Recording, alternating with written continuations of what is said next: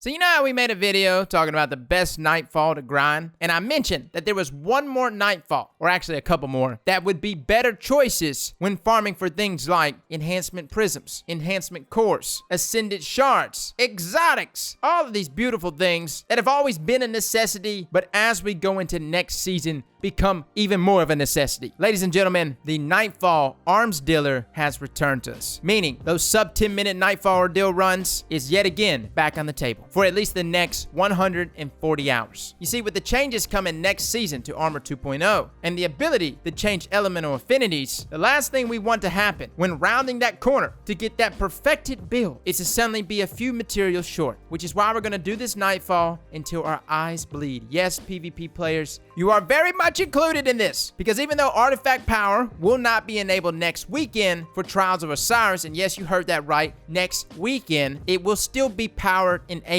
And finalizing those sets of armor, having everything that you could possibly have. I'm just saying, the first week, there may be a lot of PvE players that spread the butt cheeks of PvP players just because of power level. Which takes us to this Nightfall right here. Now, Arms Dealer, there's a few tricks in the book to allow for this Nightfall to be less than 10 minutes. Some people can do it even less than that. I believe the fastest run we did was like 8 minutes and 45 seconds, which I thought was pretty fast. Consistently, though, we stayed around the 9.5 minute mark, which by the time you even load back into the Nightfall Ordeal, and we wouldn't even go to the Tribute Hall, we just go straight back into the Ordeal, we're looking at 10 minutes all around. I guess unless you're playing console and you got terrible load times. But if you got an SSD, 10 minutes, round trip, in and out of the Nightfall, and completing it. Now let's talk about what you're going to need for this Nightfall before we get into the strats on how to complete this super fast. So first up, let's just go over the modifiers real quick, because this is actually going to decide, or it's going to partly decide, which subclasses you should bring. So first up, we have Empath. You gain enhanced radar, but you do take increased damage from melees. Now there's a number of unstoppable champions, barrier champions. We actually went the route of rocking one person with unstoppable rounds and 2 of us rocking barrier rounds. Attrition is probably the biggest one, as this can really screw up those speed runs because that regeneration is greatly impaired. Now defeating those enemies do drop those little small wells. So yeah, you can go over there and pick them up, but the chances of you dying are very likely. Now you also have match game, so you definitely want to make sure you're tasting the rainbow in some way. And the final thing here, which will catch you off guard, Zaan's stratagem. It states solar damage is increased and incoming airborne damage is also increased. Long story short, guys, keep your booties on the ground. Even the teeniest scion will mess you up if you're airborne, which now takes us to the subclasses that we brought into this Nightfall. So I'm actually rocking Well of Radiance with Starfire Protocol and fusion grenades. Long story short, guys, outside of the benefits of well healing you, I'm mainly taking advantage of divine protections, throwing those grenades down for myself and my allies, allowing us to heal, considering that attrition pretty much cuts that healing the entire time you're in this Nightfall. Now, we did do a couple of Nightfalls without a well class, and more specifically, without divine protection. It's definitely possible, but it does make it substantially harder. So I would highly advise having at least one well. And really, that's all you need is just one well. Now, the other subclass that we rocked, Dimitri was actually rocking Bubble Titan, which is kind of funny. Role swap today, man. But essentially, having that Weapons of Light toward the end is really going to help, because you're going to try to DPS Zaan down before ever even getting to the top of the platform. Now, you can't use a well here because the platform's moving. If I pop my Well of Radiance here on the platform, it stays wherever I pop it. It's static. Whereas, of course, Weapons of Light, which has a duration there after dipping into it, can stay with you as you ride the platform up, thus allowing you to still have that extra buff and damage, which is plenty of time there to gun down Zaan. Now, the final subclass that we had, and this is probably the most important one, was Top Tree Night Stalker. And this is what Mace was running, and he was actually combining this with the artifact mod Unstoppable Condenser. Not even going to say that middle word, as it states that void melee abilities stagger unshielded enemy combatants, strong against unstoppable champions. Super important. And if you throw a smoke into a group of unstoppable champions, this actually results in it staggering all of them. On top of that, he was combining it with Tenderizer, which allowed that boost in weapon damage for all of us when he would stagger those unstoppable champions. Very, very important, guys. Like, whoever it is that's going to be sitting there staggering unstoppable champions, and he would actually combine it with a bow mod like Unstoppable Rounds. So he had multiple ways, of course, to stagger those unstoppable champions, but combining that with Tenderizer is extremely important. And I would honestly just give that responsibility to one person. In this case, our Night Stalker was the best one for that. And again, if there was ever a scenario that he needed a smoke back, you can always just utilize something like Gambler's Dodge, and voila, you got your unstoppable melee back that you could throw from a distance. Now that is like the class synergy that we found the most success with in terms of staying alive, dealing with champions, and having some clearing capabilities to chew through adds as quickly as possible. Now let's talk weapons. Now I know most of us think that the Divinity double Izanagi combo would be the way to go, which I will say in most other Nightfalls, it is. In this one, not necessarily. We found more success with all of us just simply rocking Izanagis, as having that extra DPS, especially at the end there, really helps. And I actually went the route of rocking Izanagis, Subtle Calamity, as there's a lot of void shielded enemies, with of course my anti-barrier rounds on that Subtle Calamity, and a pretty well-rolled Pyroclastic Flow that I've yet to review. Comes with cluster bombs, impact casing, and again I rock a major spec to deal with those barrier champions and unstoppable champions. That was kind of what I rocked, and that was essentially what everyone else rocked too, and we had the most success with that one. And the reason why we were rocking a rocket launcher, if there is a moment where you actually have to take down a barrier champion or something by yourself, if you shoot the rocket first and then proceed to quickly swap to your Izanagi's Burden with Honed Edge ×4, if timed correctly, you can actually get the sniper rifle shot off as the rocket is making impact, thus being a one-hit KO on that barrier champion. Now the moment he shields, you won't be able to do it. You'll just be sitting there wasting ammo, as that barrier champion is like on guard now, and they immediately throw up those barriers. So this only works when you are initially engaging with those champions. Now that you've seen the setup, the class synergy, the weapons that we're using, let's talk the actual Nightfall and the strategy of getting through it. So first up, it opens up in this chamber with a lot of explosive crates, a number of void shielded enemies, as well as an unstoppable champion and a barrier champion. Now Dimitri, as well as Mace here, would handle the champions. My job was simply to take care of the void shielded enemies. Now what I would actually do is actually pop the shield first before hitting like an explosive crate, and once you just kill one of these enemies, it pretty much results in all of them exploding and dying. Also, a well-placed grenade here would do just fine. I did rock Top Tree Stormcaller for a second to see how like Arc Web and Storm Grenades would do, and it would just wipe out everything. Now upon killing those two champions, inputting your ghosts, this of course opens up the next area, and it's not like you don't know this Nightfall. I know this is a pretty memorable Nightfall. If you played Year 1 Destiny 2, you probably remember every single aspect, but we do need to go over the champions that are going to be present at each and every one of these encounters. Now during this open phase where you've got ships landing, this is the phase before you have to do the dump. I kind of come in and just start taking out a few ads here and there, and I want the ads to like pull up and collect in the middle. And the reason for that is there's actually two barrels there in the middle that the moment those enemies get in contact with those barrels is when I finally shoot them, which results in everything going kablammy and makes for the meteor ads to be pretty easy cleanup. Now during this process, you've got an unstoppable champion out there in the middle, which I highly suggest dealing with as soon as possible. And again,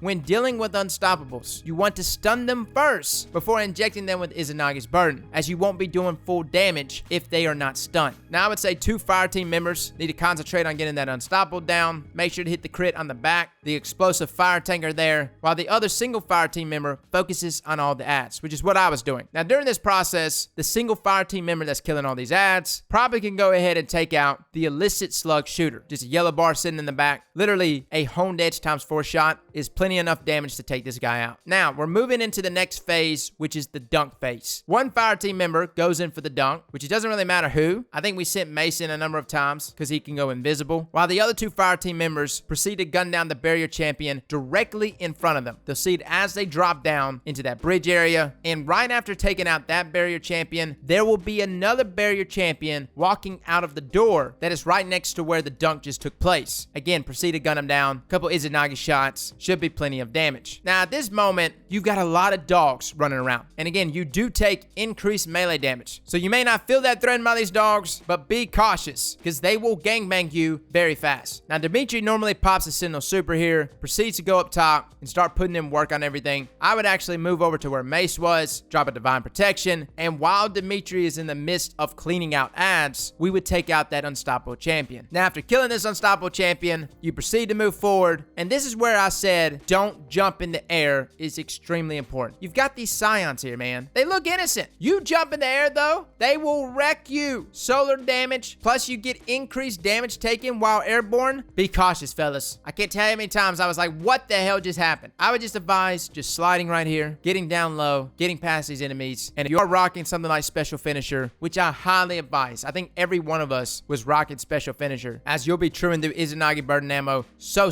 fast. Feel free to finish off any of these enemies to grant you and your fire team members some more special. You'll proceed to walk up these ramps, which opens up into the ship area, which also presents a barrier champion. Now, we cut left, like we always do, but we stop right at that lip up there. Now, you don't have to have all 3 fire team members here, but if you can have at least 2 there with Izanagi's burden and honed edge ×4, this barrier champion should be a pretty easy kill. Upon killing him, you can now proceed into the ship. I actually would just still go up the top area. I think Mace and Dimitri would go down low, but they would get picked off every now and then. You do got an Aho out there that's doing some massive amount of damage. You could kill him if you want. He's a yellow bar, but you don't have to. Now, upon proceeding into the ship, this is the crazy room. The craziest of the crazy. You've got 2 tanks. You've got an unstoppable champion charging you right there, probably right after you take out that first tank. You have a number of void shielded enemies. And up top, already there in place with the high ground, is 2 barrier champions. This is a room that will add many minutes to your final time if not done correctly. And by correctly, I mean slowly, strategically, with lots and lots of divine protections. Now, I don't like to change up responsibilities, which is why I kind of just went back on the ad clearing. I'm taking out all the voided shielded enemies. Again, Subtle Calamity here is excellent, as there little to no damage fall off, even from a range. While I'm doing this, though, Dimitri and Mace take out that unstoppable champion, and then all eyes are on the barrier champions up top. Now, I wish I had a formula that allowed to take these champions out with ease. There just isn't, fellas. Sometimes the left one peaks first, sometimes the right one peaks first. It's different every single time. I will say this, though. Getting close to them is a sure way to die. So distance is your friend here. And I would just highly advise everybody having Izanagi's ready. And as soon as one of those barrier champions happens to peek over the edge, take them out. But clear everything else out before ever engaging with those barrier champions. And whatever you do, don't progress up that ramp. Distance is your friend here. Now, upon killing those 2 champions, you have 2 levers that you need to interact with. One is down low and one is up top. Now, it's best to activate the one down low first, and then the rest of you just proceed up top to activate the second lever. Now, upon activating that one is when the elevator will come down. And this is when literal hellfire will rain upon you and your fire team. You've got a tank, which I highly advise taking out as quickly as possible. You've also got a number of ads, and then you have 3 unstoppable champions that will spawn. This is when the guy, whoever he is, that is nominated to take out these unstoppable champions and stagger them, this is where their job becomes the most important. This is also where friendships are lost, because if he doesn't do his job, you die. That's pretty much it, man. Luckily for us, Mace would actually drop a tether down, which would tether the unstoppable champions. He would proceed to throw a smoke. The smoke has that AoE effect, which would actually stun all the unstoppable champions, and we would literally just take out those champions left to right. Like if I was standing on the left side, I would take out the left unstoppable champion. Whoever was in the middle would take out the middle one, and whoever was on the right would take out the right. You're not gonna nail it the first time, but after doing it a few times, you get a good rhythm down, and it makes this extremely fast. But hands down, this is where Night Stalker is extremely important. And we were actually combining it, both Well of Radiance and a Night Stalker super together. And whoever it is that's rocking Well of Radiance, I highly advise doing what I'm doing and popping your super behind this console, because that tank will take out your sword whenever it shoots its fire if that sword is exposed, thus resulting in your Well of Radiance going bye-bye. Now, upon doing all of this, which is pretty much the hardest part to all of this, that is by far the hardest room. You've got a number of dogs that spawn up. Feel free to use any special finishers on them. The only person that's really going to need their super going into the next room and into the boss phase is your Bubble Titan. Now, this next room, I wish there was a surefire way to speed this room up, but similar to the previous room, you definitely want to be tactical in how you progress through it, as Zahn is like right there on top of you. Pretty much you just want to move around, kill all the ads around him. He'll move to that second platform and then proceed to move all the way to the top of the elevator shaft. Now, inside of this room, you have 2 barrier champions to deal with, and that's it. The problem is sometimes they're a little buggy. Like sometimes you're sitting there on that first platform and that barrier champion just spawns out of nowhere and he's right on top of you. Be prepared for that. Have your head on a swivel. I will say that only happened like once or twice to us in all of our runs yesterday, but but just be ready. And the main thing is, whoever the Well of Radiance Warlock is, concentrate on dropping Divine Protections up top, throw down a healing rift or two. Keeping your teammates alive is extremely important during this process. Deal with those barrier champions though, and I would actually advise dealing with them first and then proceed to gun down everything else. There is a wanted champion in this room. He is a nuisance, but he also takes a hell of a lot of ammo to kill. If you've got the ammo to take him down, take him down. If you don't, it's okay. You can let him go. You'll still get rewards for the Nightfall. You still have to take out all the other champions, but you don't have to take out that wanted champion, at least to my knowledge. And we didn't take him out a number of times yesterday. He would just despawn, and we still got rewards at the end of the Nightfall. Now, upon making it across that second platform, this is when you need a chain runner. Now, the chain runner, before ever interacting with any of the consoles, needs to run up this chain in order to spawn Zon up top. The reason why you're doing this is so that you can DPS Zon at the bottom of the elevator as it's going up, thus resulting in you normally gunning him down before the elevator even makes it to the top. Now, normally, if you happen to just get on the elevator and ride it without chain running, Zon will not spawn until you're well past halfway up the elevator shaft, which results in that DPS window being much smaller. Now, it doesn't really matter who chain runs, just somebody that can reliably do it. I found that it was pretty easy on the Warlock class, simply when you put your forehead literally in the chain. Like, don't look up, don't look down. You just want to like look straight into the chain part, which I guess is kind of down, and just hit your jump button as many times as you can. And it's almost like crouch jumping inside of tunnels, right? You'll just speed right through it. You'll do the same thing here when you chain run, which makes going up this chain extremely easy. You don't even have to go all the way to the top, but I kind of did it because it was fun. And then you proceed to slide all the way back down to regroup with your teammates, which they should have a bubble already down there. After interacting with the interface, you dip inside the bubble, get your weapons of light, and then proceed to DPS Zon down. So guys, that is the Nightfall guide this week for Arms Dealer. Sub 10-minute runs every single time. It's often debated to be one of the best Nightfalls to grind out for. I think Nocris is probably still the best, but this is definitely a close second or third. So fellas, good luck. Again, this is the final week going into next season, and having as many of these materials available is going to be extremely important. But fellas and ladies, thank you all for coming and watching. And as always, slap that like button like your mama told you right.